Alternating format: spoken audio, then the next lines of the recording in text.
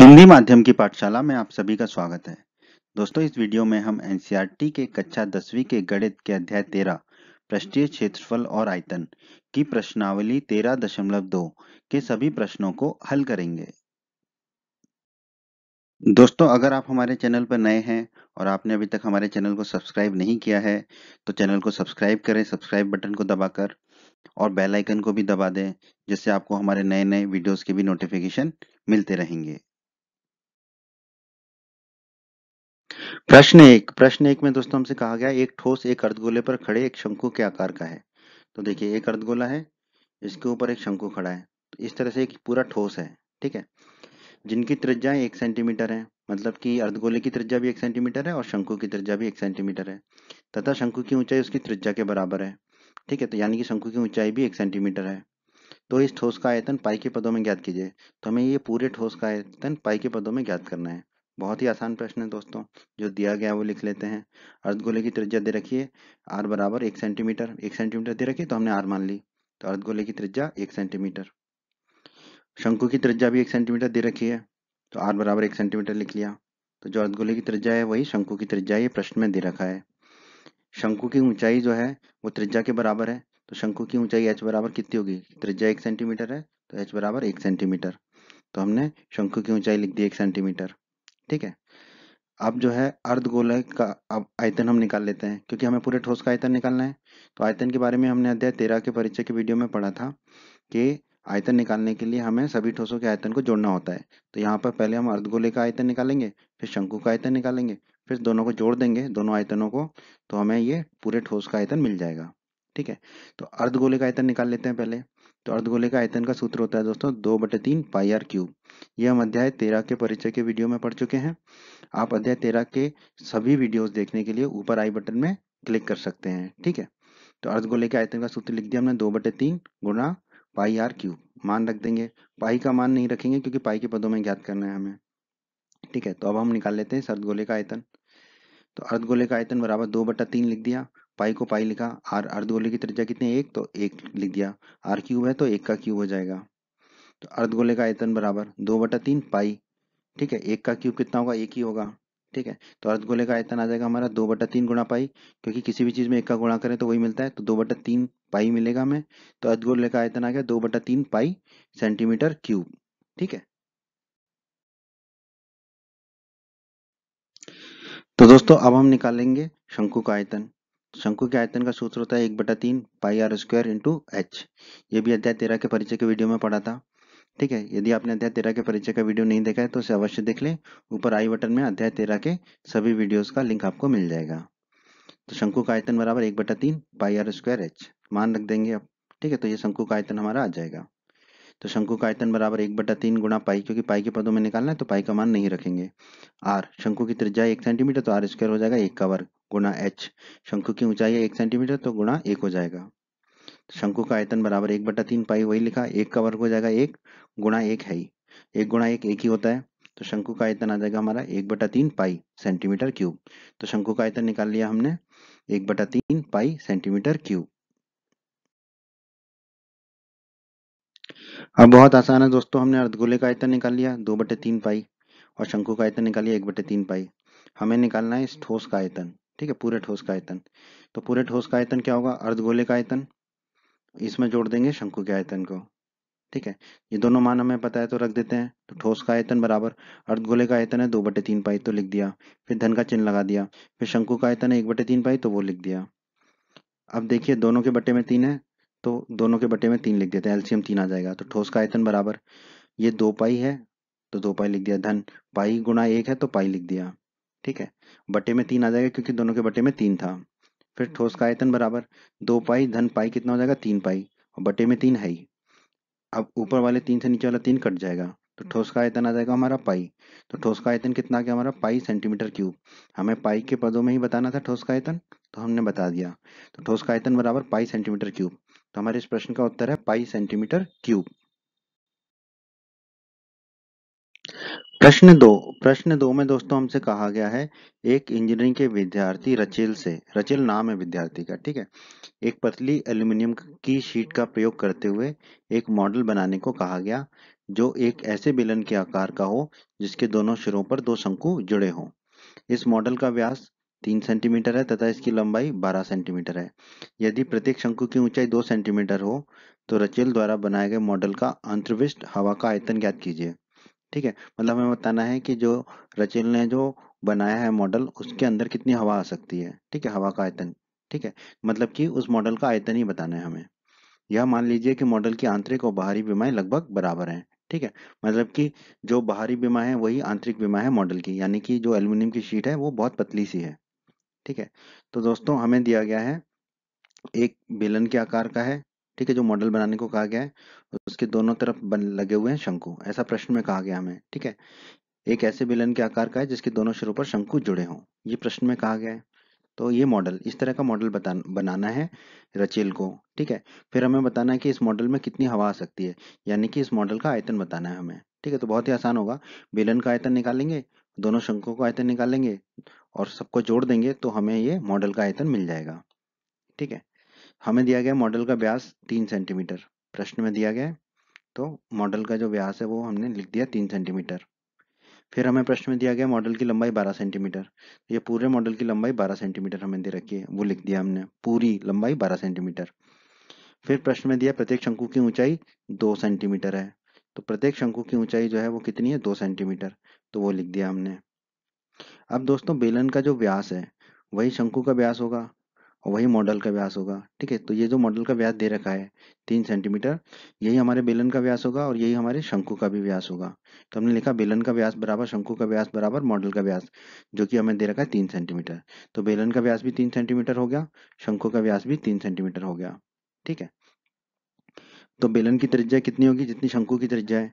शंकु की त्रिज्या कितनी होगी, जितनी मॉडल की त्रिज्या है। ठीक है, तो इन तीनों की त्रिज्या भी आपस में, अगर व्यास बराबर है तो त्रिज्या भी बराबर होंगी। तो बेलन की त्रिज्या, शंकु की त्रिज्या और मॉडल की त्रिज्या बराबर होंगी। हमने आर मान लिया। त्रिज्या कितनी होगी, व्यास बटे दो, यानी कि डी बटा दो। व्यास कितना है, 3, तो ये हो जाएगा 3/2। 3/2 होता है 1.5। ठीक है, तो बेलन की और शंकु की त्रिज्या कितनी आ गई हमारी, 1.5 सेंटीमीटर। तो दोस्तों आगे बढ़ने के लिए हमें पहले निकालना होगा बेलन की ऊंचाई को। ठीक है, तो बेलन यहाँ पर हमने टेढ़ा रखा हुआ है, टेढ़ा मतलब कि जमीन पे रखा हुआ है, तो ये जो ऊंचाई निकालनी है हमें बेलन की ना। ठीक है, बेलन के आकार की जो ऊंचाई है तो वो कितनी होगी, जो मॉडल की लंबाई है जो कि 12 दे रखी है, उसमें से दोनों शंकुओं की ऊंचाई को जो है हम घटा देंगे। ठीक है, तो हमने लिखा बेलन की ऊंचाई बराबर मॉडल की लंबाई माइनस दोनों शंकुओं की ऊंचाई, जिसे हमने एच, कैपिटल एच मान लिया बेलन की ऊंचाई को। ठीक है, बराबर मॉडल की लंबाई है 12, तो 12 लिख दिया, फिर माइनस का चिन्ह लगा दिया। दोनों शंकुओं की ऊंचाई कितनी होगी, 2 गुणा स्मॉल एच, क्योंकि प्रत्येक शंकु की ऊंचाई है स्मॉल एच। अब स्मॉल एच का मान रख देंगे, तो बेलन की ऊंचाई आ जाएगी कैपिटल एच बराबर 12 माइनस तो लिख ही दिया, फिर 2 गुणा एच है तो 2 गुणा 2 हो जाएगा, क्योंकि एच बराबर 2 रख देंगे हम। तो बेलन की ऊंचाई आ जाएगी हमारी दोस्तों, या इसे कह लें बेलन की लंबाई। ठीक है, कितनी आ जाएगी हमारी, कैपिटल एच बराबर 12 माइनस 4, क्योंकि 2 गुणा 2 हो जाएगा 4, 12 में से 4 को घटाएंगे तो हमें मिलेगा 8। तो बेलन की ऊंचाई या कह दें लंबाई जो भी है, कैपिटल एच हमें कितनी मिल गई, 8 सेंटीमीटर। तो इसको यहाँ पे दर्शा देते हैं, ये बेलन की ऊंचाई हमें मिल गई 8 सेंटीमीटर। तो दोस्तों अब बढ़ते हैं आगे और हम निकाल लेंगे शंकुओं का आयतन। ठीक है, तो पहले शंकु का आयतन निकालेंगे, एक शंकु का। ठीक है, तो शंकु के आयतन का सूत्र क्या होता है दोस्तों, 1/3 पाई आर स्क्वायर एच। ये अध्याय 13 के परिचय के वीडियो में हमने पढ़ा था। यदि आपने अध्याय 13 के परिचय का वीडियो नहीं देखा है तो उसे अवश्य देख लें। ऊपर आई बटन में क्लिक कर कर आप अध्याय 13 के सभी वीडियोस को देख सकते हैं। ठीक है, तो शंकु का आयतन हो गया 1/3 पाई आर स्क्वायर एच, मान रख देंगे। तो शंकु का आयतन बराबर 1/3, पाई को पाई लिखा भी, आप चाहे तो 22/7 भी लिख सकते थे यहाँ पर। ठीक है, और नहीं तो अंत में लिख देंगे हम बाद में 22/7। ठीक है, तो 1/3 गुणा पाई को वैसे ही लिखा, आर स्क्वायर है, आर यानी कि शंकु की त्रिज्या, शंकु और बेलन दोनों की त्रिज्या 1.5 सेंटीमीटर है, तो 1.5 का स्क्वायर लिख दिया, गुणा एच, शंकु की ऊंचाई है 2 सेंटीमीटर तो 2 लिख दिया। अब इसको हल कर लेंगे, तो शंकु का आयतन बराबर 1/3 गुणा पाई को तो वैसे ही लिखा, गुणा 1.5 के वर्ग को लिखा हमने 1.5 गुणा 1.5, फिर गुणा 2 है तो गुणा 2 लिख दिया। अब देखिए 1.5 गुणा 2 कितना होगा, 3, उसे ये नीचे वाला 3 चला जाएगा, तो क्या बचेगा, शंकु का आयतन बराबर 1.5 गुणा पाई। तो एक शंकु का आयतन आ गया हमारा 1.5 गुणा पाई सेंटीमीटर क्यूब। पर हमें निकालना है दोनों शंकुओं का आयतन, तो दोनों शंकुओं का आयतन कितना होगा? इन दोनों शंकुओं का आयतन, एक शंकु के आयतन में 2 का गुणा कर देंगे, तो दोनों शंकुओं का आयतन होगा 2 गुणा जितना एक शंकु का आयतन था, यानी कि 1.5 पाई। तो हमने लिख दिया 2 गुणा 1.5 पाई। ठीक है, तो दोनों शंकुओं का आयतन बराबर 2 गुणा 1.5 पाई। तो 1.5 में 2 का गुणा करेंगे तो 3 मिलेगा, पाई है ही हमारा। तो दोनों शंकुओं का आयतन आ जाएगा हमारा 3 पाई सेंटीमीटर क्यूब। दोनों शंकुओं का आयतन निकाल लिया। अब हम निकालेंगे बेलनाकार भाग का आयतन। तो बेलन के आयतन का सूत्र होता है पाई आर स्क्वायर एच, एच मतलब कि बेलन की ऊंचाई। ठीक है, ये सूत्र भी अध्याय 13 के परिचय के वीडियो में हम पढ़ चुके हैं। यदि आपने अध्याय 13 के परिचय का वीडियो नहीं देखा है तो उसे अवश्य देख लें। ऊपर आई बटन में क्लिक कर आप अध्याय 13 के सभी वीडियोस को देख सकते हैं। तो बेलन का आयतन बराबर, ठीक है, कितना होगा? बेलन का आयतन होगा, पाई को पाई लिखा, आर बेलन की जो त्रिज्या है वो भी 1.5 है, तो 1.5 का वर्ग, क्योंकि आर स्क्वायर है, गुणा एच, बेलन की ऊंचाई कितनी है? एच बराबर 8, तो लिख दिया हमने 8।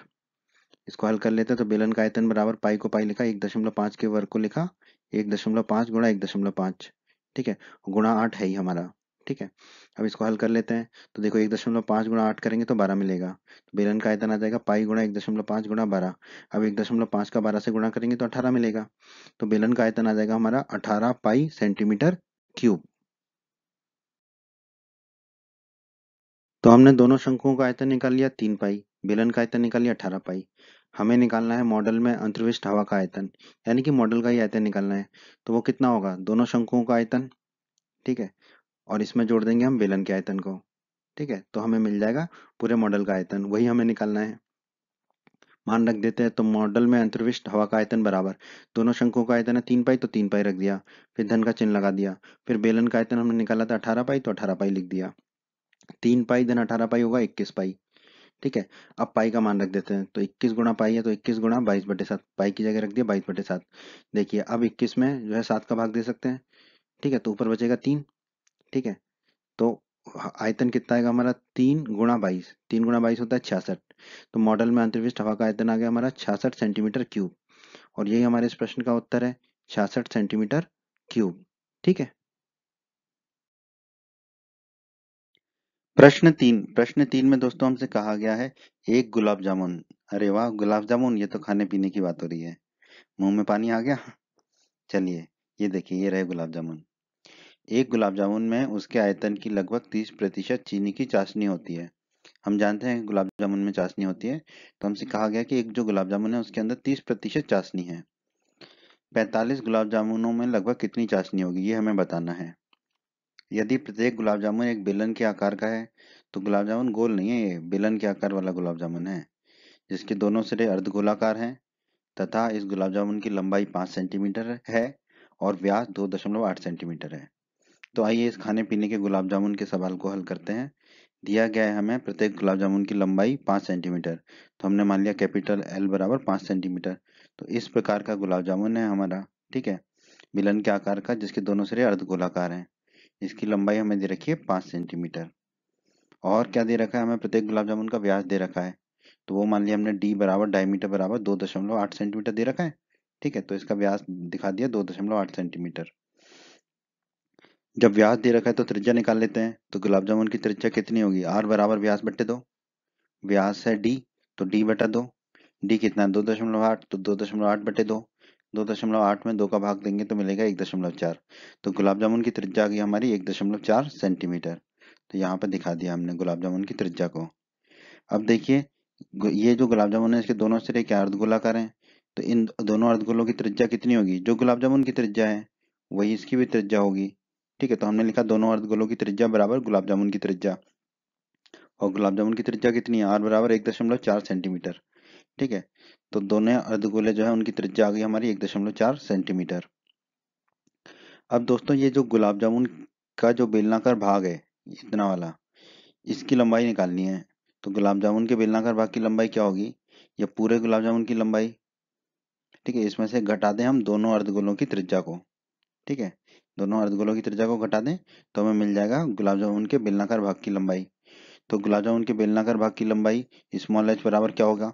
पूरे गुलाब जामुन की लंबाई वो कितनी है? कैपिटल एल, वो लिख दिया। फिर माइनस का चिन्ह लगा दिया। दोनों अर्धगोलों की त्रिज्या कितनी होगी? 2 आर, क्योंकि एक अर्धगोले की त्रिज्या है आर, तो वो लिख दिया। अब मान रख देंगे। तो h बराबर आएगा कैपिटल L कितना है हमारा 5। प्रत्येक ये गुलाब जामुन की लंबाई है 5, तो हमने 5 रख दिया। फिर माइनस का चिन्ह लगा दिया, 2 आ रहा है तो 2 लिख दिया। और त्रिज्या कितनी है, त्रिज्या गुलाब जामुन की 1.4, तो 1.4 लिख दिया। अब इसको हल कर लेते हैं। तो h बराबर 5 को 5 लिखा, माइनस का चिन्ह लगाया, 2 गुणा 1.4 होगा 2.8, तो ये हो गया h बराबर 5 माइनस 2.8। 5 में से 2.8 को घटाएंगे तो मिलेगा 2.2। तो h बराबर हमें मिल गया 2.2। तो गुलाब जामुन के बेलनाकार भाग की लंबाई कितनी मिल गई हमें, 2.2 सेंटीमीटर। ठीक है, इसकी लंबाई, इसे जो है ऊंचाई भी कह सकते हैं बेलनाकार भाग की। तो गुलाब जामुन के बेलनाकार भाग की त्रिज्या कितनी होगी जो हम निकाल चुके हैं 1.4, तो वही लिख दिया हमने। गुलाब जामुन के बेलनाकार भाग की त्रिज्या वही होगी जो गुलाब जामुन की त्रिज्या है। गुलाब जामुन की त्रिज्या 1.4 सेंटीमीटर, तो गुलाब जामुन के बेलनाकार भाग की त्रिज्या भी कितनी होगी, 1.4 सेंटीमीटर। तो दोस्तों इस प्रश्न को हल करने के लिए हमें पहले एक गुलाब जामुन का आयतन निकालना होगा। ठीक है, फिर निकालेंगे हम कि एक गुलाब जामुन में वो 30% जो चाशनी है, तो चाशनी कितनी होगी। फिर हम निकालेंगे कि 45 गुलाब जामुनों में चाशनी कितनी होगी। तो पहले निकालते हैं एक गुलाब जामुन का आयतन। तो उसके लिए पहले क्या कर लेते हैं हम, पहले हम बेलन का आयतन निकाल लेते हैं। ये जो बेलनकार भाग है ना, बेलनाकार भाग, इसका आयतन निकाल लेते हैं। तो बेलन के आयतन का सूत्र होता है पाई आर स्क्वायर एच। ये अध्याय 13 के परिचय के वीडियो में पढ़ चुके हैं। अगर आपने अध्याय 13 के परिचय का वीडियो नहीं देखा है तो अवश्य देख लें। ऊपर आई बटन में आपको अध्याय 13 के सभी वीडियोस मिल जाएंगे। तो बेलन का आयतन बराबर पाई आर स्क्वायर एच, मान रख देते हैं। बेलन का आयतन बराबर पाई का मान रख दिया 22/7 गुणा आर कितना 1.4, तो 1.4, आर स्क्वायर है तो 1.4 का स्क्वायर गुणा एच कितना है, बेलनाकार जो भाग है इसकी ऊंचाई या लंबाई कह लें, कितनी आई थी हमारी 2.2, तो रख दिया 2.2। इसको हल कर लेते हैं। तो बेलन का आयतन बराबर 22/7 को वही लिखा, गुणा 1.4 के वर्ग को लिखा 1.4 गुणा 1.4, फिर गुणा 2.2 है तो लिख दिया गुणा 2.2। 1.4 में 7 का भाग देंगे तो हमें मिलेगा 0.2। तो बेलन का आयतन हो जाएगा 22 गुणा 0.2 गुणा 1.4 गुणा 2.2। इसका गुणा करेंगे तो हमें मिलेगा 13.552। तो बेलन का आयतन आ जाएगा, बेलनाकार भाग का आयतन 13.552 सेंटीमीटर क्यूब।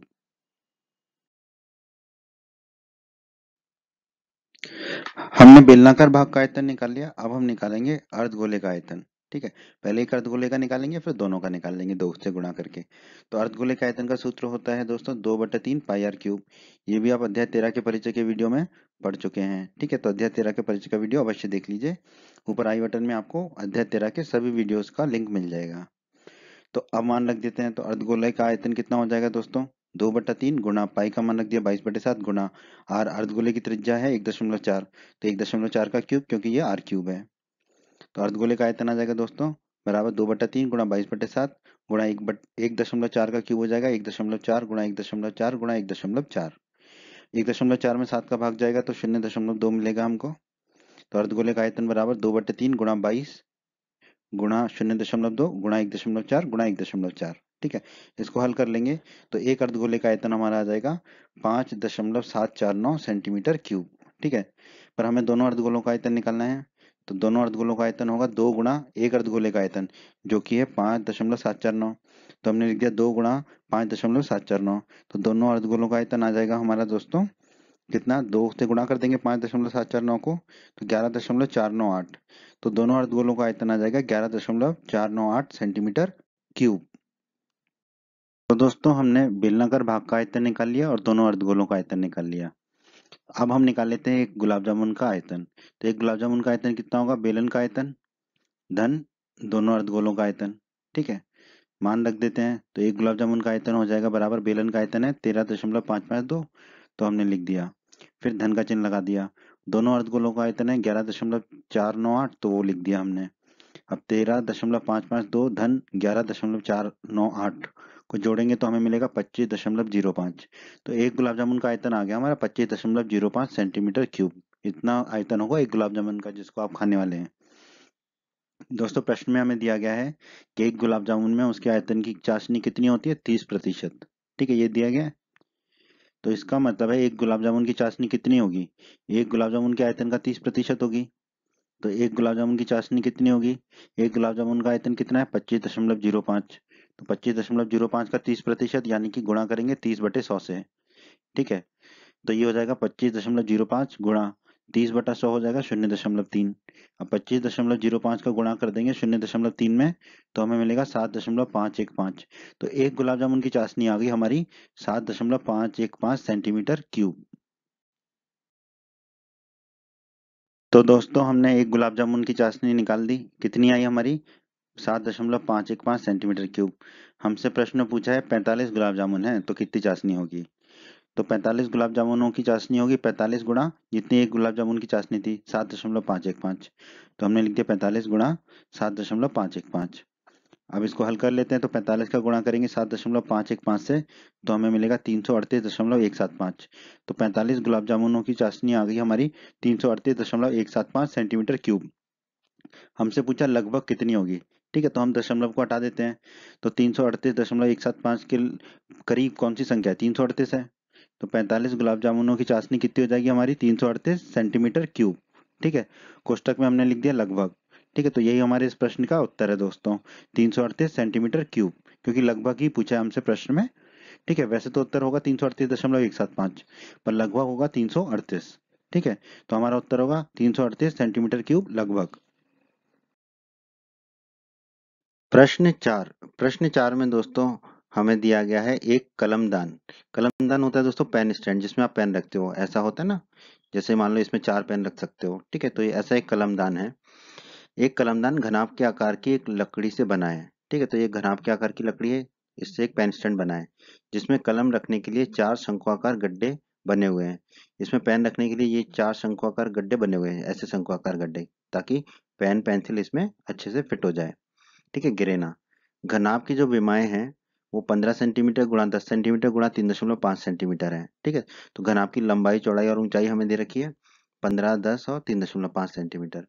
प्रत्येक गड्ढे की जो त्रिज्या है वो है 0.5 सेंटीमीटर, और जो गहराई है वो है 1.4 सेंटीमीटर। तो पूरे कलमदान में लकड़ी का आयतन ज्ञात कीजिए। तो बहुत ही आसान प्रश्न है दोस्तों ये तो। इसमें हमें क्या करना होगा, एक पूरे घनाभ का आयतन निकालेंगे, उसमें से ये 4 गड्ढों का आयतन घटा देंगे, तो हमें कलमदान में लकड़ी का आयतन मिल जाएगा। ठीक है, तो इसको हल कर लेते हैं। हमें दिया गया है घनाभ की विमाएं 15, 10, 3.5, तो हमने लिख दिया घनाभ की विमाएं 15 सेंटीमीटर गुणा 10 सेंटीमीटर गुणा 3.5 सेंटीमीटर है। और हमें दिया गया है जो शंक्वाकार गड्ढे हैं उसकी त्रिज्या है 0.5 सेंटीमीटर। तो देखो, शंक्वाकार जो गड्ढा है बना है वो ऐसा दिखेगा, और इसकी त्रिज्या दे रखी है हमें 0.5 सेंटीमीटर, और गहराई दे रखी है गड्ढे की 1.4 सेंटीमीटर। तो शंक्वाकार गड्ढे की गहराई हमने मान ली h। गहराई कहें या ऊंचाई कहें एक ही बात होती है। ठीक है, तो ये हमने मान ली h, ये दे रखी है 1.4 सेंटीमीटर, तो ये हमने दर्शा दी 1.4 सेंटीमीटर। अब इसको हल कर लेते हैं। तो पहले हम घनाभ का जो है आयतन निकाल लेंगे। तो घनाभ के आयतन का सूत्र होता है L गुणा B गुणा H, लंबाई गुणा चौड़ाई गुणा ऊंचाई।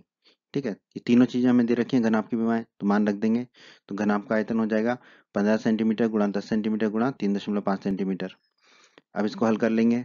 तो घनाभ का आयतन आएगा हमारा 525। देखिए 15 गुणा 10 होगा 150, 150 गुणा 3.5 करेंगे तो आएगा 525। तो घनाभ का आयतन आ गया, ये पूरे घनाभ का आयतन 525 सेंटीमीटर क्यूब। ठीक है, तो घनाभ का आयतन आ गया 525 सेंटीमीटर क्यूब। अब हम निकाल लेंगे ये जो शंक्वाकार गड्ढे हैं, एक शंक्वाकार गड्ढे का आयतन निकालेंगे, फिर उसको 4 से गुणा करेंगे तो 4 शंक्वाकार गड्ढे का आयतन मिल जाएगा। उन चारों के आयतन को इसमें से घटा देंगे, तो हमें कलमदान में लकड़ी का आयतन मिल जाएगा। ठीक है, तो आइए अब शंक्वाकार गड्ढे का आयतन निकाल लेते हैं। ठीक है, शंकु के आयतन का सूत्र होता है 1/3 पाई आर स्क्वायर एच। ठीक है, ये अध्याय 13 के परिचय के वीडियो में पढ़ा है हमने। ठीक है, अध्याय 13 के परिचय का वीडियो नहीं देखा है तो अवश्य देख लें। ऊपर जो आई बटन दे रखा है उसमें आपको अध्याय 13 के सभी वीडियोस मिल जाएंगे। आई बटन पे क्लिक करके आप बाकी वीडियोस को देख सकते हैं अध्याय 13 के। तो शंकु के आयतन का सूत्र लिख दिया हमने 1/3 पाई आर स्क्वायर एच। ठीक है, तो शंक्वाकार गड्ढे का आयतन कितना जाएगा, 1/3 लिखा, पाई को लिखा 22/7 गुणा शंक्वाकार गड्ढे की त्रिज्या कितनी है 0.5, तो ये आर स्क्वायर है तो 0.5 का स्क्वायर हो जाएगा, गुणा एच, शंक्वाकार गड्ढे की गहराई या ऊंचाई कितनी है 1.4, तो हमने 1.4 लिख दिया। अब इस 1.4 में 7 का भाग देंगे तो हमें कितना मिलेगा 0.2। तो शंक्वाकार गड्ढे का आयतन होगा 1/3 गुणा 22, 7 तो कट चला ही गया है, गुणा 0.5 का वर्ग होगा 0.5 गुणा 0.5, और गुणा 1.4 में 7 का भाग दिया तो मिला था 0.2। अब इसको हल करेंगे, ठीक है, तो बट्टे में तो 3 आएगा, ऊपर जब पूरे को हल करेंगे तो हमें मिलेगा 1.1। तो एक शंक्वाकार गड्ढे का आयतन मिला हमें 1.1/3 सेंटीमीटर क्यूब। तो दोस्तों हमने एक शंक्वाकार गड्ढे का आयतन निकाल लिया 1.1/3 सेंटीमीटर क्यूब। यहाँ पे कितने शंक्वाकार गड्ढे, 1 2 3 4, प्रश्न में भी लिखा हुआ है कि इसमें कितने हैं, 4 शंक्वाकार गड्ढे बने हुए हैं। तो 4 शंक्वाकार गड्ढों का आयतन कितना होगा, 4 गुणा एक शंक्वाकार गड्ढे का आयतन जो कि है 1.1/3, तो ये हो गया 4 गुणा 1.1/3। इसको हल कर लेंगे तो 4 शंक्वाकार गड्ढों का आयतन आएगा हमारा लगभग 1.47 सेंटीमीटर क्यूब। हमें निकालना क्या है, पूरे कलमदान में लकड़ी का आयतन। तो दोस्तों घनाभ का आयतन हम निकाल चुके हैं, पूरे घनाभ का आयतन है 525 सेंटीमीटर क्यूब। तो कलमदान में लकड़ी का आयतन कितना होगा, घनाभ के आयतन में से हमें माइनस करना होगा, घटाना होगा 4 शंक्वाकार गड्ढों का आयतन को, ठीक है। तो कलमदान में लकड़ी का आयतन आ जाएगा हमारा, घनाभ का आयतन है 525, वो लिख दिया, माइनस का चिन्ह लगा दिया, 4 शंक्वाकार गड्ढों का आयतन है 1.47, वो लिख दिया। अब 525 में से 1.47 को घटाएंगे तो हमें मिलेगा 523.53। तो कलमदान में लकड़ी का आयतन आ गया हमारा 523.53 सेंटीमीटर क्यूब, और यही हमारे इस प्रश्न का उत्तर है दोस्तों, 523.53 सेंटीमीटर क्यूब। प्रश्न 5 में दोस्तों हमसे कहा गया है एक बर्तन एक उल्टे शंकु के आकार का है, ठीक है। तो एक कैसा बर्तन है, उल्टे शंकु के आकार का, इसकी ऊंचाई 8 सेंटीमीटर है और इसके ऊपरी सिरे जो खुला हुआ है की त्रिज्या 5 सेंटीमीटर है, ठीक है। तो इसकी ऊंचाई जो है 8 सेंटीमीटर है और जो ऊपरी सिरा खुला हुआ है इसकी जो त्रिज्या है वो 5 सेंटीमीटर है। यह ऊपर तक पानी से भरा हुआ है, ये पानी से लबालब है, ऊपर तक पूरा भरा हुआ है। जब इस बर्तन में शीशे की कुछ गोलियां जिनमें प्रत्येक 0.5 सेंटीमीटर त्रिज्या वाला एक गोला है डाली जाती हैं, ठीक है। तो इसमें कुछ गोलियां डाल देते हैं, कुछ बच्चे आते हैं आपके जैसे शैतान बच्चे, कुछ गोलियां इसमें डाल देते हैं। तो इसमें से भरे हुए पानी का 1/4 भाग बाहर निकल जाता है। तो ये कुछ गोलियां डाली हमने, 2 दिखाई हैं, अभी हमें पता करना है कितनी गोलियां डाली आपने, ठीक है। तो ये गोलियां डालने पर जितना पानी भरा था उस पानी का 1/4 भाग जो है बाहर निकल गया। तो हमसे पूछा है कि बर्तन में डाली गई शीशे की गोलियों की संख्या ज्ञात कीजिए। तो अब हमें बताना है कि आपने शीशे की कितनी गोलियां बर्तन के अंदर डाली थी। बहुत ही अच्छा प्रश्न है दोस्तों, हल कर लेते हैं। हमें दिया गया है शंकु की ऊंचाई 8 सेंटीमीटर, प्रश्न में दिया गया है, तो लिख लेते हैं शंकु की ऊंचाई 8 सेंटीमीटर। शंकु की त्रिज्या कितनी दे रखी है हमें प्रश्न में, 5 सेंटीमीटर, तो हमने लिख लिया 5 सेंटीमीटर, ठीक है, यहाँ दिखा दिया। और ये जो गोली है छोटी छोटी, इनकी त्रिज्या कितनी दे रखी है, 0.5 सेंटीमीटर, तो वो लिख लिया, ये प्रश्न में दे रखा है, ठीक है। गोली की त्रिज्या को कैपिटल आर से दिखाया हमने, शंकु की त्रिज्या को स्मॉल आर से दिखाया, ठीक है। शंकु की ऊंचाई को हमने स्मॉल एस से दिखाया, ठीक है। अब शंकु के आयतन का सूत्र दोस्तों अध्याय 13 के परिचय के वीडियो में हमने पढ़ा था, 1/3 पाई आर स्क्वायर एच, ठीक है। तो यदि आपने अध्याय 13 के परिचय का वीडियो नहीं देखा है तो उसे अवश्य देख लें। ऊपर आई बटन में आपको अध्याय 13 के सभी वीडियोस का लिंक मिल जाएगा, तो आप आई बटन में जाकर ऊपर अध्याय 13 के सभी वीडियोस को भी देख सकते हैं। तो शंकु का आयतन बराबर हो गया 1/3 पाई आर स्क्वायर एच। अब मान रख देते हैं, तो शंकुआकार बर्तन का, पूरे बर्तन का आयतन कितना हो जाएगा, 1/3 को 1/3 लिखा, पाई को लिखा 22/7 गुणा आर, शंकु की त्रिज्या है 5 सेंटीमीटर, तो 5 आर स्क्वायर है तो 5 का स्क्वायर, गुणा एच, शंकु की ऊंचाई 8 है तो लिख दिया 8। अब इसको हल कर लेते हैं दोस्तों, बस शंक्वाकार बर्तन का आयतन बराबर 1/3 गुणा 22/7 को वही लिखा, 5 के वर्ग को लिखा 25, गुणा 8 है तो गुणा 8 लिख दिया। अब इसको हल कर लेंगे तो शंक्वाकार बर्तन का आयतन हो जाएगा दोस्तों 22 गुणा 25 गुणा 8, देखो 25 गुणा 8 होगा 200, 200 गुणा 22 होगा 4400, ठीक है। तो ऊपर तो आ जाएगा 4400 और नीचे है 3 गुणा 7 तो वो हो जाएगा 21। तो शंक्वाकार बर्तन का आयतन आ गया हमारा 4400/21 सेंटीमीटर क्यूब। तो दोस्तों शंक्वाकार बर्तन का आयतन निकाल लिया हमने पूरा 4400/21 सेंटीमीटर क्यूब। अब दोस्तों हमें प्रश्न में दिया गया है कि शंक्वाकार बर्तन में से भरे हुए पानी का 1/4 बाहर निकल जाता है जब आप लोग ये गोलियां उसके अंदर डालते हो, तो ठीक है।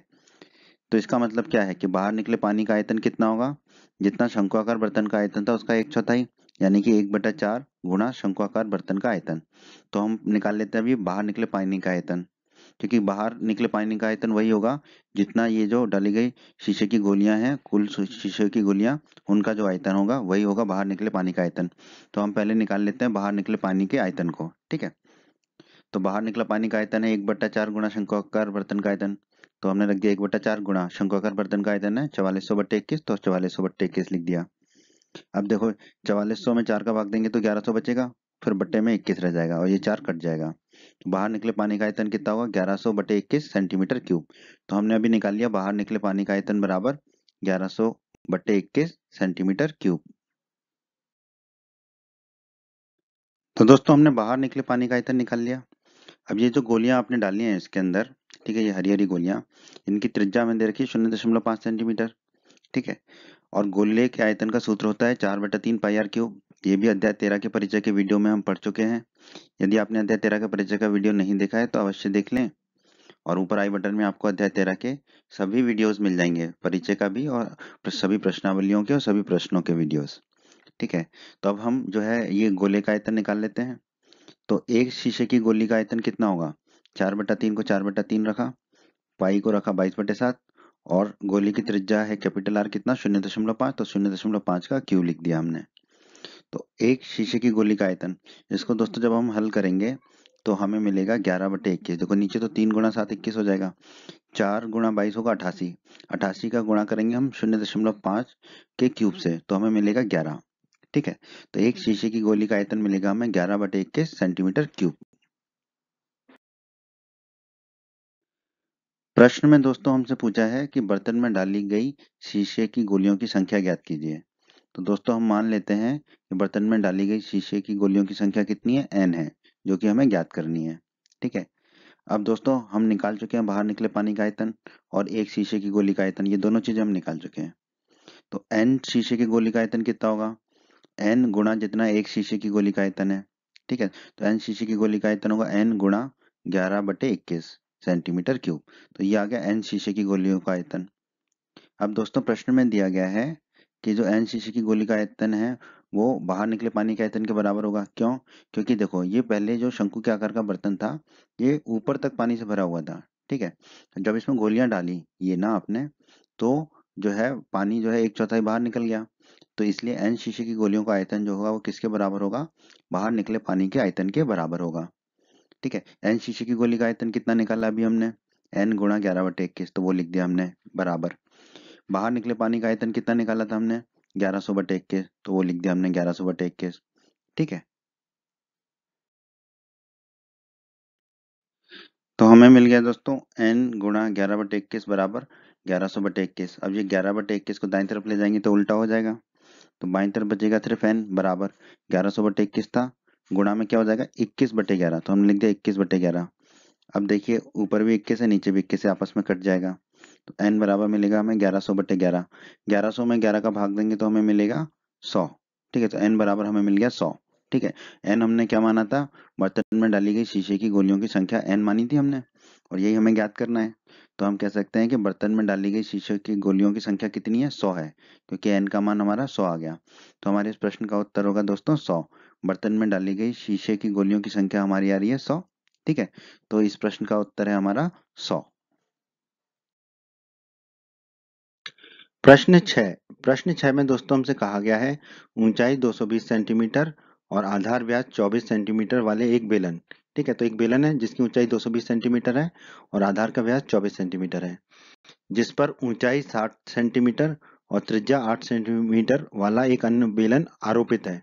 तो आरोपित है का मतलब है ऊपर रखा हुआ है, तो एक अन्य बेलन इसके ऊपर रखा हुआ है, इस बेलन के ऊपर, जिसकी ऊंचाई जो है वो 60 सेंटीमीटर है और त्रिज्या जो है वो 8 सेंटीमीटर है, से लोहे का एक स्तंभ बना है, ठीक है। तो ये पूरा एक लोहे का स्तंभ बन गया। तो ये जो दोनों बेलन के आकार है ये दोनों किसके बने हुए हैं? लोहे के बने हुए हैं। तो एक लोहे का ये स्तंभ बन गया, ठीक है। इस स्तंभ का द्रव्यमान ज्ञात कीजिए। तो हमसे कहा गया कि इस स्तंभ का द्रव्यमान ज्ञात कीजिए, मतलब ये कितना भारी है, ठीक है, इसका वजन निकालना है। जबकि दिया है 1 सेंटीमीटर क्यूब लोहे का द्रव्यमान लगभग 8 ग्राम होता है, ठीक है। तो हमें 1 सेंटीमीटर लोहे का द्रव्यमान दे दिया 8 ग्राम, तो हमें बताना है ये पूरा लोहे का स्तंभ कितने ग्राम या किलोग्राम का होगा। पाई बराबर लेना है हमें 3.14। तो पाई यहाँ पर 22/7 नहीं ले सकते अब हम, तो जो दिया है वो लिख लेते हैं दोस्तों। हमें दिया है पहले बेलन की ऊंचाई 220 सेंटीमीटर, तो वो हमने कैपिटल एच मान ली। तो पहले बेलन की ऊंचाई 220 सेंटीमीटर ये हमें दी हुई है। पहले बेलन का जो व्यास है वो दे रखा है 24 सेंटीमीटर, तो वो हमने कैपिटल डी मान लिया, डायमीटर, ठीक है। ये 24 सेंटीमीटर हमें दे रखा है, वो दिखा दिया हमने यहाँ पर। फिर हमें दे रखा है दूसरे बेलन की ऊंचाई जो है 60 सेंटीमीटर है, तो हमने यहाँ पर 60 सेंटीमीटर दिखा दी। फिर दूसरे बेलन की त्रिज्या दे रखी है 8 सेंटीमीटर, ठीक है। तो दूसरे बेलन की त्रिज्या को स्मॉल आर मान लिया हमने, ठीक है, और त्रिज्या हो गई हमारी 8 सेंटीमीटर, ये दे रखी है। दूसरे बेलन की ऊंचाई को हमने स्मॉल एच माना था और दूसरे बेलन की त्रिज्या को स्मॉल आर, ठीक है। तो पहले बेलन की ऊंचाई कैपिटल एच, पहले बेलन का व्यास कैपिटल डी और दूसरे बेलन की ऊंचाई स्मॉल एच, दूसरे बेलन की त्रिज्या स्मॉल आर, ठीक है, ये लिख लिया हमने। और हमें दे रखा है प्रश्न में 1 सेंटीमीटर क्यूब लोहे का द्रव्यमान कितना है, 8 ग्राम है। तो जो दिया गया वो लिख लिया हमने। अब दोस्तों हमें पहले बेलन की त्रिज्या नहीं दे रखी थी, व्यास दे रखा है, ठीक है। दूसरे बेलन की तो त्रिज्या सीधे सीधे दे रखी है, तो पहले बेलन की त्रिज्या निकाल लेते हैं। क्या होगी, कैपिटल आर मान ली हमने, वो होगी पहले बेलन का व्यास बटे 2। पहले बेलन का व्यास है कैपिटल डी, यानी कि कैपिटल डी बटा 2। कैपिटल डी का मान है 24, तो रख दिया 24, तो 24 बटा 2, 24 में 2 का भाग देंगे तो मिलेगा 12। तो पहले बेलन की त्रिज्या कैपिटल आर हमें मिल गई 12 सेंटीमीटर।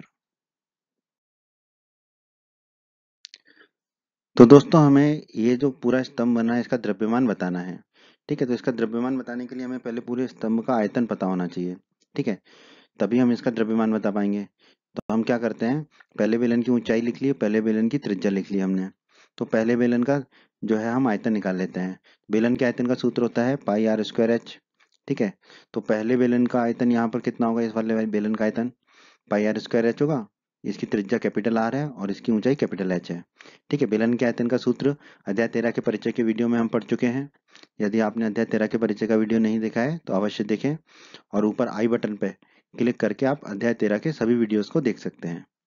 मान रख देते हैं दोस्तों, पहले बेलन का आयतन कितना होगा, बराबर पाई को पाई लिखा, ठीक है, बाद में लिखेंगे हम 3.14, ठीक है, आर स्क्वायर, ठीक है। तो आर है बेलन की पहले बेलन की त्रिज्या, ठीक है, जो कि है 12, तो आर स्क्वायर हो गया 12 का स्क्वायर, गुणा कैपिटल एच, कैपिटल एच है पहले बेलन की ऊंचाई जो कि है 220, तो हमने लिख दिया 220। अब इसको हल कर लेते हैं। तो पहले बेलन का आयतन हो जाएगा दोस्तों पाई गुणा 12 का वर्ग होगा 12 गुणा 12 गुणा 220 पहले से ही है, इसको हल कर लेंगे, ठीक है। तो 12 गुणा 220 आएगा हमारा 31,680, पाई है इसमें। तो पहले बेलन का आयतन आ जाएगा हमारा 31,680 पाई सेंटीमीटर क्यूब।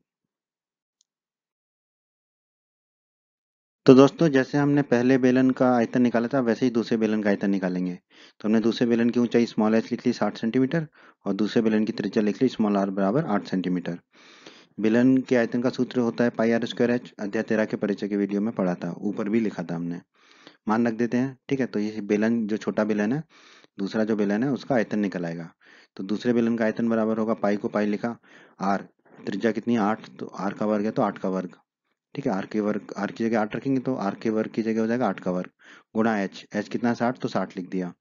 तो दूसरे बेलन का आयतन बराबर पाई गुणा 8 का वर्ग होगा 8 गुणा 8 गुणा 60 है तो गुणा 60 लिख दिया।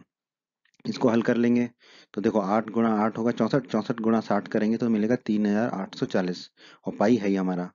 तो दूसरे बेलन का आयतन आएगा 3840 पाई सेंटीमीटर क्यूब। तो दोस्तों हमने पहले और दूसरे बेलन दोनों का आयतन निकाल लिया।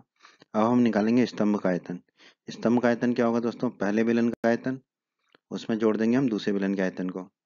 तो हमने लिखा स्तंभ का आयतन बराबर पहले बेलन का आयतन धन दूसरे बेलन का आयतन। दोनों के मान पता है तो रख देंगे। तो स्तंभ का आयतन हो जाएगा बराबर पहले बेलन का आयतन 31,680 पाई, तो रख दिया हमने 31,680 पाई, धन का चिन्ह लगा दिया।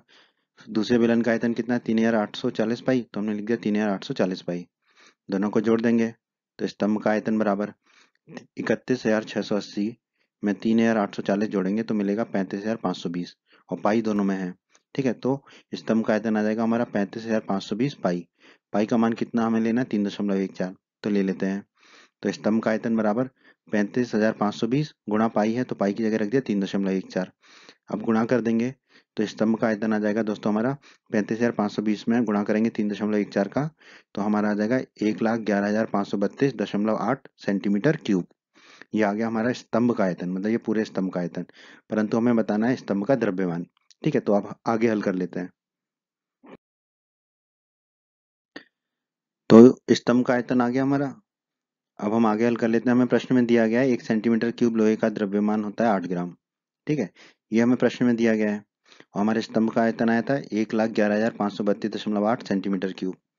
तो 1,11,532.8 सेंटीमीटर क्यूब लोहे का द्रव्यमान कितना होगा, 8 में गुणा कर देंगे 1,11,532.8 का, तो हमने गुणा कर दिया 1,11,532.8 का गुणा किस में कर दिया 8 में, तो हमें मिल जाएगा स्तंभ का जो द्रव्यमान है वो आ जाएगा, क्योंकि स्तंभ का जो आयतन है वो है 1,11,532.8 सेंटीमीटर क्यूब।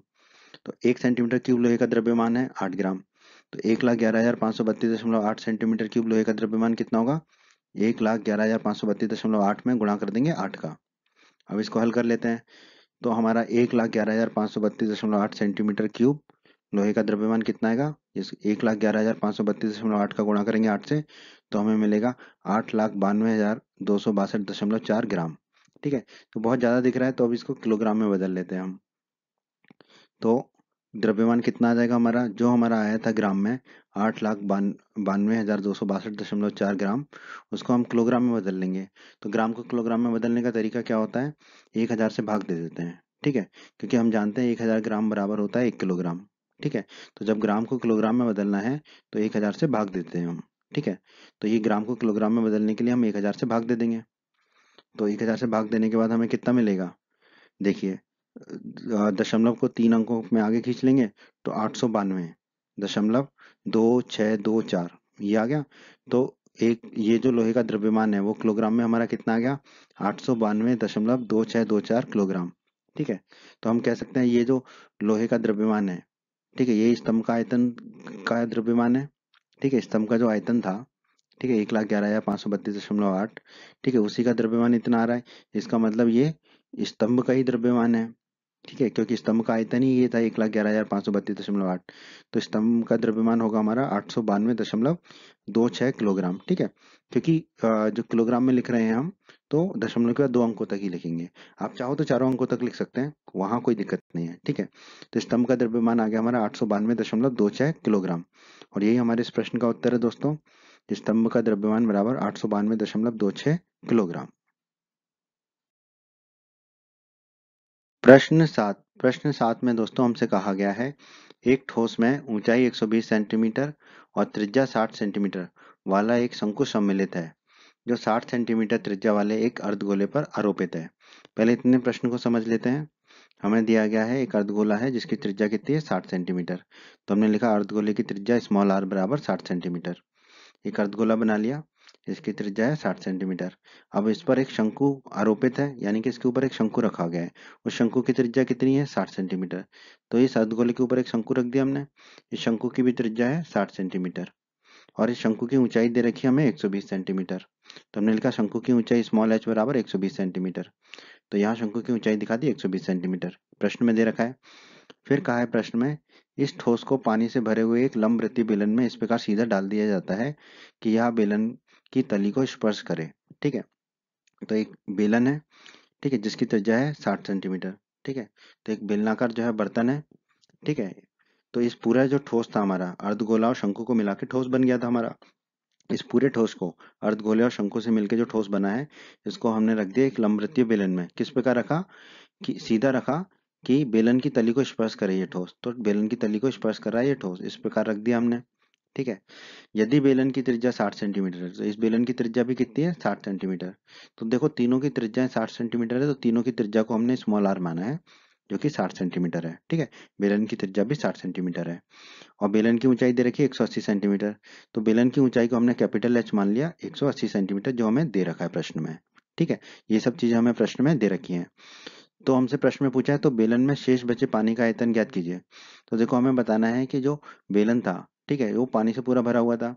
ठीक है, तो जब हमने इस ठोस को डाल दिया, ठीक है, तो कुछ पानी निकल जाएगा। तो अब हमें बताना है कि कितना पानी इस बेलन के अंदर बचा है। ठीक है, तो बहुत ही आसान है, इसको कैसे हल करेंगे, बेलन का जो कुल आयतन होगा उसमें से इन दोनों के आयतन को घटा देंगे, अर्ध गोले के और शंकु के जो आयतन है उसको घटा देंगे। ठीक है, तो अब तो आसान हो गया दोस्तों। अब हम एक एक करके तीनों के आयतन निकाल लेते हैं। पहले तो पहले बेलन के आयतन निकाल लेंगे, तो उसके लिए बेलन की त्रिज्या और बेलन की ऊंचाई लिख ली हमने। बेलन के आयतन का सूत्र होता है दोस्तों पाई आर स्क्वायर एच। ठीक है, ये सूत्र हम अध्याय 13 के परिचय के वीडियो में पढ़ चुके हैं। आपने यदि अध्याय 13 के परिचय का वीडियो नहीं देखा है तो अवश्य देख लें। ऊपर आई बटन में आपको अध्याय 13 के सभी वीडियोस मिल जाएंगे। तो बेलन का आयतन हो जाएगा दोस्तों हमारा, इस बेलन का कितना, बेलन का आयतन बराबर पाई को हमने अभी पाई लिखा, ठीक है, आर कितना है 60, तो आर स्क्वायर है तो 60 का स्क्वायर गुणा बेलन की ऊंचाई कैपिटल एच है 180, तो गुणा 180 लिखा। अब बेलन का आयतन बराबर हो जाएगा पाई गुणा 60 का वर्ग हो जाएगा 60 गुणा 60 गुणा 180 है ही पहले से। तो बेलन का आयतन आ जाएगा दोस्तों हमारा, देखो 60 गुणा 60 गुणा 180 को करेंगे तो हमारा आएगा 6,48,000 और पाई है ही हमारा। ठीक है, तो बेलन का आयतन आ जाएगा दोस्तों हमारा 6,48,000 पाई सेंटीमीटर क्यूब। बेलन का आयतन निकालिए दोस्तों। अब हम निकालेंगे अर्धगोले का आयतन। ठीक है, तो अर्धगोले की त्रिज्या 60 सेंटीमीटर, त्रिज्या तो सबकी ही 60 सेंटीमीटर है। तो अर्धगोले का आयतन का सूत्र होता है 2/3 पाई आर क्यूब। ये भी हम अध्याय 13 के परिचय के वीडियो में देख चुके हैं। ठीक है, ऊपर आई बटन में आपको अध्याय 13 के सभी वीडियोस मिल जाएंगे, मान रख देंगे। ठीक है, तो यहाँ पे हमें इस अर्धगोले का आयतन मिल जाएगा। तो अर्धगोले का आयतन बराबर 2/3, पाई को पाई लिखा, आर का मान लिखा हमने 60, तो ये 60 का क्यूब हो गया। तो अर्धगोले का आयतन बराबर 2/3 पाई गुणा 60 के क्यूब को लिखेंगे 60 गुणा 60 गुणा 60। अब इसको हल कर लेंगे तो अर्धगोले का आयतन आ जाएगा हमारा, देखो पाई को बाद में पाई लिखेंगे, इस पूरे को हल करेंगे तो हमें मिलेगा 1,44,000। तो अर्धगोले का आयतन आ गया हमारा 1,44,000 पाई सेंटीमीटर क्यूब। बेलन का और अर्धगोले का आयतन निकाल लिया। अब हम निकालेंगे शंकु का आयतन। तो हमने शंकु की त्रिज्या लिख लिया, आर बराबर 60 सेंटीमीटर और शंकु की ऊंचाई स्मॉल एच बराबर 120 सेंटीमीटर। शंकु के आयतन का सूत्र होता है 1/3 पाई आर स्क्वायर एच। ठीक है, तो मान रख देंगे। ठीक है, तो शंकु का आयतन हमारा आ जाएगा। तो शंकु का आयतन होगा दोस्तों हमारा 1/3 गुणा पाई, आर कितना है 60, तो आर का स्क्वायर हो जाएगा 60 स्क्वायर गुणा एच, एच 120 तो गुणा 120 लिख दिया। तो शंकु का आयतन आ जाएगा हमारा 1/3 पाई गुणा 60 का स्क्वायर हो जाएगा 60 गुणा 60 गुणा 120 है। अब इसको हल कर लेंगे दोस्तों हम, तो शंकु का आयतन हमारा आ जाएगा 1,44,000 पाई सेंटीमीटर क्यूब। तो हमने बेलन, अर्धगोले और शंकु तीनों का आयतन निकाल लिया। हमें निकालना क्या है, बेलन में शेष बचे पानी का आयतन। ठीक है, तो बेलन में शेष बचे पानी का आयतन कितना होगा दोस्तों, बेलन का आयतन, बेलन का पूरा आयतन, उसमें से अगर हम घटा दें अर्धगोले का आयतन और घटा दें शंकु का आयतन तो हमें मिल जाएगा शेष बचे पानी का आयतन। तो हमने लिखा शेष बचे पानी का आयतन बराबर बेलन का आयतन माइनस अर्धगोले का आयतन माइनस शंकु का आयतन। तीनों का मान पता है तो रख देंगे हम, तो शेष बचे पानी का आयतन आ जाएगा हमारा बराबर बेलन का आयतन है 6,48,000 पाई, तो हमने लिख दिया 6,48,000 पाई, माइनस का चिन्ह लगा दिया। अर्धगोले का आयतन है 1,44,000 पाई, तो 1,44,000 पाई लिख दिया, फिर माइनस का चिन्ह लगा दिया।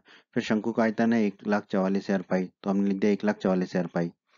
तो शेष बचे पानी का आयतन आएगा दोस्तों हमारा 6,48,000 पाई में से 1,44,000 पाई और दूसरा 1,44,000 पाई को घटाएंगे तो हमें मिलेगा 3,60,000 पाई। तो शेष बचे पानी का आयतन आ गया हमारा 3,60,000 पाई। अब पाई का मान रख देते हैं, तो ये हो जाएगा 3,60,000 गुणा पाई की जगह रख दिया 22/7।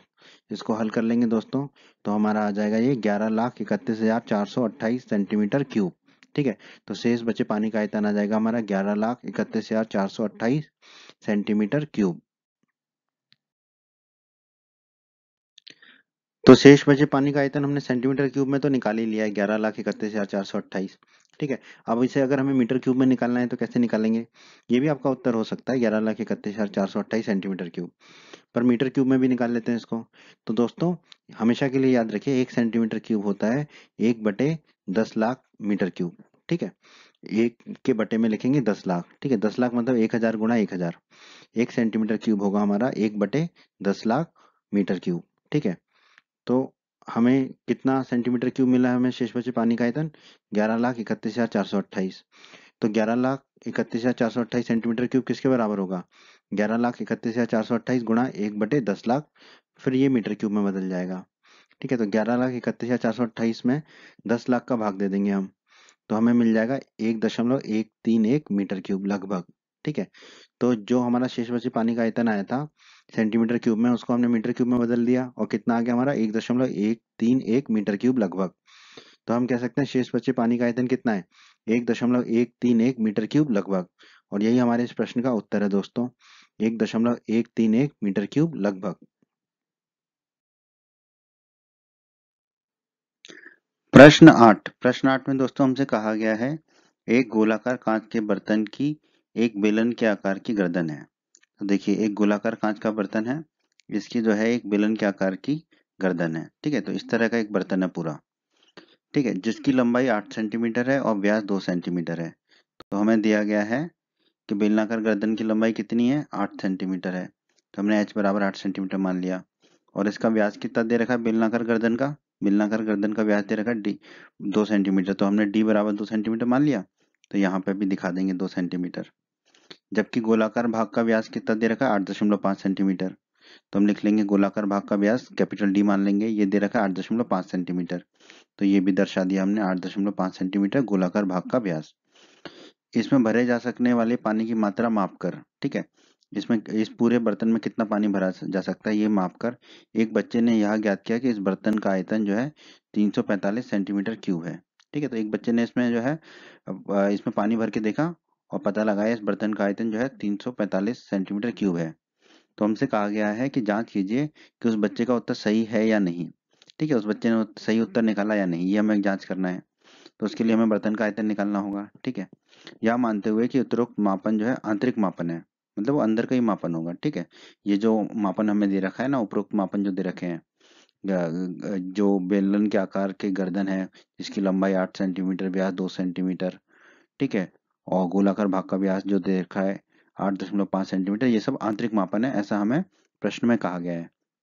और पाई बराबर 3.14 लेने को कहा गया है। ठीक है, तो प्रश्न को हल कर लेते हैं। तो यहाँ पर व्यास व्यास दे रखे हैं, व्यास से काम नहीं होता हमारा, हमें त्रिज्या चाहिए होती है। तो पहले तो हम बेलनाकार गर्दन की त्रिज्या निकाल लेते हैं। तो बेलनाकार गर्दन की त्रिज्या स्मॉल आर बराबर होगी बेलनाकार गर्दन का व्यास बटे 2। बेलनाकार गर्दन का व्यास है स्मॉल डी, तो स्मॉल डी बटे 2 लिख दिया, बराबर स्मॉल डी है 2 सेंटीमीटर बेलनाकार गर्दन का व्यास, तो ये हो जाएगा 2 बटे 2। 2 में 2 का भाग देंगे तो 1 मिलेगा। तो बेलनाकार गर्दन की त्रिज्या आ गई हमारी स्मॉल आर बराबर 1 सेंटीमीटर। इसी प्रकार आप गोलाकार भाग की त्रिज्या निकाल लेंगे। तो गोलाकार भाग की त्रिज्या मान लेते हैं कैपिटल आर। तो गोलाकार भाग की त्रिज्या होगी कैपिटल आर बराबर गोलाकार भाग का व्यास यानी कि कैपिटल डी बटा 2। ठीक है, कैपिटल डी गोलाकार भाग का व्यास है 8.5 सेंटीमीटर। तो गोलाकार भाग की त्रिज्या हो जाएगी 8.5 बटे 2। 8.5 में 2 का भाग देंगे तो मिलेगा 4.25। तो गोलाकार भाग की त्रिज्या कैपिटल आर हमें मिल गई 4.25 सेंटीमीटर। तो दोस्तों पूरे बर्तन का आयतन ज्ञात करने के लिए हमें जो है बेलनाकार गर्दन का आयतन ज्ञात करना होगा और यह जो गोलाकार भाग है इसका भी आयतन ज्ञात करना होगा।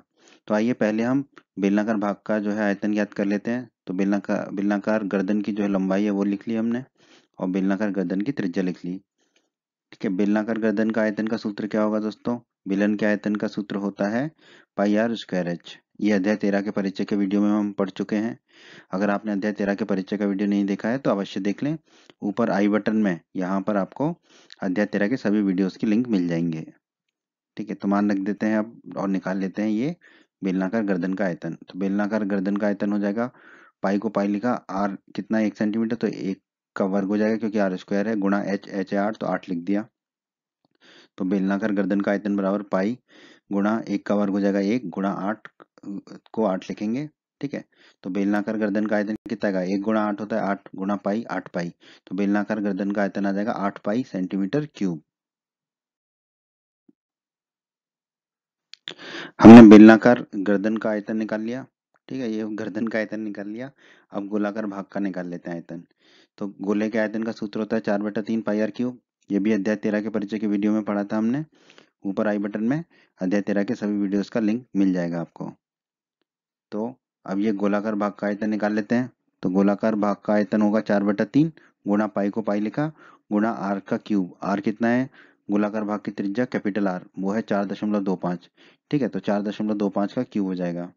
तो गोलाकार भाग का आयतन आ जाएगा 4/3 गुणा पाई गुणा 4.25 के क्यूब को लिखेंगे 4.25 गुणा 4.25 गुणा 4.25।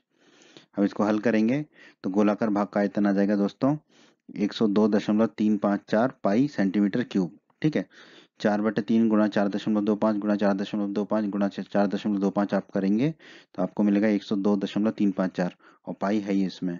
तो गोलाकार भाग का आयतन आ गया 102.354 पाई सेंटीमीटर क्यूब। तो दोस्तों हमने बेलनाकार गर्दन का आयतन निकाल लिया और गोलाकार भाग का आयतन निकाल लिया। तो बर्तन का पूरा आयतन क्या होगा, बेलनाकार गर्दन का आयतन और इसमें हम जोड़ देंगे गोलाकार भाग का आयतन, इसका पूरे का आयतन। ठीक है, तो बर्तन का आयतन हमें मिल जाएगा, दोनों के मान हमें पता है तो रख देते हैं। तो बर्तन का आयतन बराबर हो जाएगा, बेलनाकार गर्दन का आयतन है 8 पाई तो 8 पाई लिख दिया, धन का चिन्ह लगा दिया, गोलाकार भाग का आयतन है 102.354 पाई, तो वो लिख दिया 102.354 पाई। अब इसको जोड़ लेंगे तो बर्तन का आयतन आ जाएगा हमारा 8 पाई धन 102.354 पाई होगा 110.354 पाई। पाई का मान हमें कितना रखने को कहा गया है 3.14, तो वो रख देते हैं। तो बर्तन का आयतन बराबर 110.354 गुणा पाई कितना है 3.14, तो 3.14 लिख दिया। अब इसको गुणा कर लेंगे तो 110.354 का गुणा करेंगे 3.14 से, तो हमें मिलेगा 346.51। तो बर्तन का आयतन आ गया हमारा 346.51 सेंटीमीटर क्यूब। तो बर्तन का आयतन आ गया दोस्तों हमारा 346.51 सेंटीमीटर क्यूब। बच्चे ने कितना निकाला था? शैतान बच्चे ने निकाला था 345। तो बच्चे का आंसर उत्तर जो है गलत है, पूरा सही नहीं है, तो उस बच्चे का उत्तर सही नहीं है। ठीक है, हमें बताना था, जांच कीजिए कि उस बच्चे का उत्तर सही है या नहीं। तो हमने जांच कर ली, हमने पता लगा लिया उस बच्चे का उत्तर सही नहीं है, क्योंकि उत्तर है 346.51 और बच्चा कह रहा है 345। ठीक है, तो प्रश्न का हमारा उत्तर होगा कि उस बच्चे का उत्तर सही नहीं है। तो सही उत्तर क्या है जो हमने निकाला है? बर्तन का आयतन बराबर 346.51 सेंटीमीटर क्यूब। तो यही हमारे इस प्रश्न का उत्तर है दोनों। पहला उत्तर है कि उस बच्चे का उत्तर सही नहीं है, दूसरा उत्तर है बर्तन का आयतन बराबर 346.51 सेंटीमीटर क्यूब। यही हमारे इस प्रश्न के उत्तर हैं दोस्तों। उम्मीद करता हूं दोस्तों आपको हमारा ये वीडियो पसंद आया होगा। आप हमारे YouTube चैनल को सब्सक्राइब करें, इस वीडियो को लाइक करें, इस वीडियो को शेयर करें और अपने सभी हिंदी माध्यम के दोस्तों को हमारे चैनल के बारे में और हमारे वीडियो के बारे में बताएं, ताकि हिंदी माध्यम के अधिक से अधिक छात्र हमारे चैनल और वीडियोस का अधिक से अधिक लाभ ले सकें। धन्यवाद दोस्तों।